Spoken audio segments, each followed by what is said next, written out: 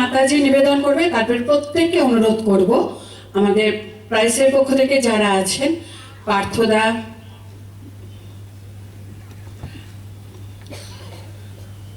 আমাদের পঞ্চকবি, প্রথমে আমরা জানি আমাদের কবিগুরু রবীন্দ্রনাথ ঠাকুর, দ্বিজেন্দ্রলাল রায়, অতুল প্রসাদ সেন,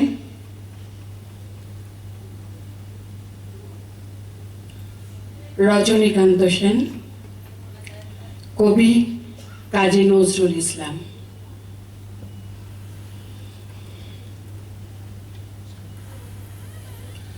প্রাইসের পক্ষ থেকে সবাইকেই বলবো পঞ্চকবিকে পুষ্পার্ঘ্য নিবেদন করার জন্য।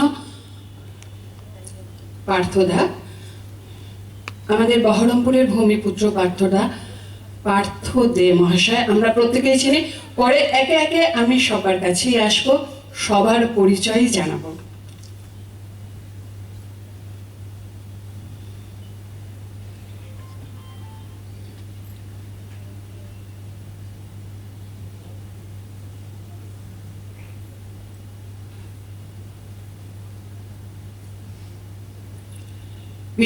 বিশাখাদিকে অনুরোধ করবো। বিশাখাদি আমাদের প্রাইসের পক্ষ থেকে শান্তিনিকেতন থেকে এসেছেন আমাদের এই অনুষ্ঠানে আসার জন্য। উনি আজকে সকালেই এসে পৌঁছেছেন।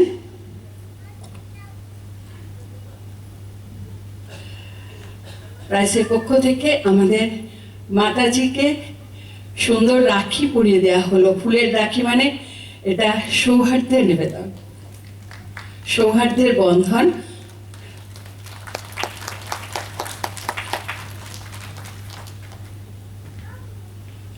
আমাদের প্রাইজের কর্ণধার বিপাশা দে।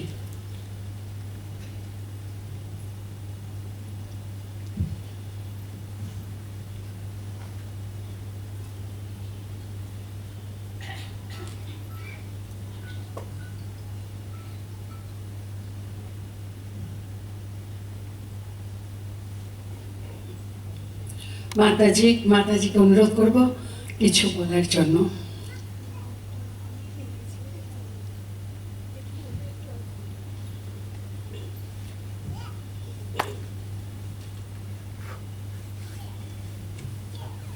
নতুন বর্ষ 1431, এই বর্ষবরণ অনুষ্ঠানের আয়োজন অংশগ্রহণকারী এবং উপস্থিত সুধীমণ্ডলীকে নববর্ষের আন্তরিক শুভেচ্ছা ও সশ্রদ্ধ নমস্কার জানাই। প্রাইস, বহরমপুর ও বিভিন্ন সংগঠন বর্ষবরণ অনুষ্ঠানে গান, নৃত্য ইত্যাদির মাধ্যমে পঞ্চকবি রবীন্দ্রনাথ, নজরুল, দ্বিজেন্দ্রলাল রায়, রজনীকান্ত সেন ও অতুল প্রসাদ সেনকে শ্রদ্ধার সঙ্গে স্মরণ করছেন ও আমাদের সকলকে এই আনন্দের অংশীদার করেছেন। তার জন্য তাদের ধন্যবাদ। এমন কিছু বিষয় নেই যার সম্বন্ধে রবীন্দ্রনাথ গান, কবিতা রচনা করেননি। তার রচনা সব সময়ের জন্যই প্রাসঙ্গিক। নজরুলের কারারই লৌহ কপাট, দ্বিজেন্দ্রলাল রায়ের ধাও ধাও সমরক্ষেত্রে ইত্যাদি স্বাধীনতা সংগ্রামের গান আমাদের রক্তে উন্মাদনা জাগায়, আলোড়ন তোলে।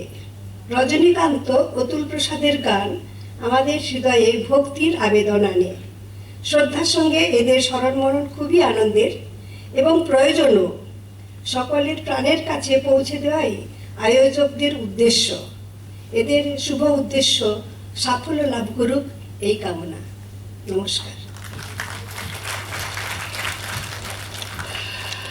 এবার একটু যাব পার্থদার কাছে। আমাদের মাতাজি আসন গ্রহণ করার জন্য অনুরোধ জানাচ্ছি। যাব পার্থদার কাছে। পার্থদা আমাদের বহরমপুরের ভূমিপুত্র, পার্থদাই বলুক বাকিটা।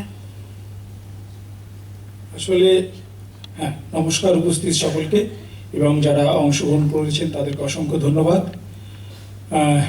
আমরা মনভাসী এবং প্রাইস আজকে যৌথভাবে করছে, মূলত প্রাইস আয়োজন করছে এবং মনভাসী সহযোগিতায় আছে।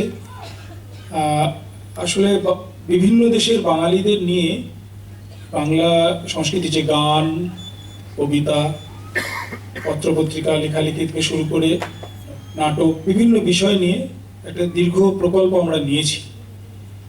তো মনভাসী এবং প্রাইসের দায়িত্বে যেহেতু আমি আছি, সেই জন্য একটা যৌথভাবে সফলভাবে এটা করার চেষ্টা করেছি। দেখা যাক কতটা কি হয়।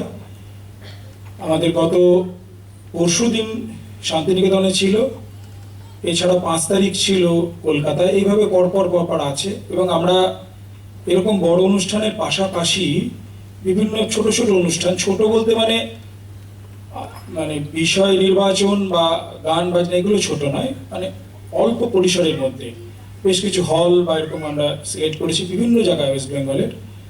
তো সেইখানে আমরা প্রতি মাসেই অনুষ্ঠান করব এরকম একটা উদ্যোগ নিয়েছি এবং বেশ কয়েকটি হয়েছে। আমাদের সঙ্গে আরও একটি সংগঠন যোগ সাংস্কৃতিক কেন্দ্র, তারাও আছেন।